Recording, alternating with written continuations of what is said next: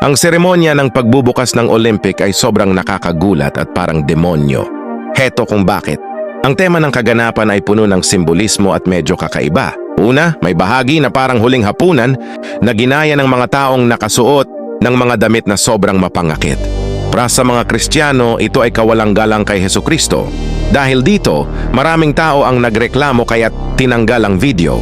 Mayroon ding ipinakitang ulo ng toro sa entablado na ayon sa Biblia ay simbolo ng pagsamba sa Diablo.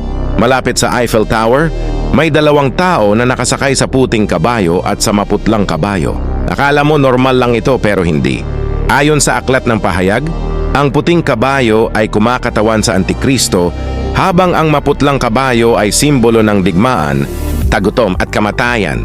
Maraming tao ang nagsasabi na parang ritual ito at parang nilalait nila ang Diyos. Ngunit isang araw pagkatapos ng event, nagkaroon ng malawakang blackout sa Paris. Maraming Kristiyano ang nagdiriwang nito at sinasabing ito ay isang gawa ng Diyos. Sa tingin mo ba ito ay gawa ng Diyos?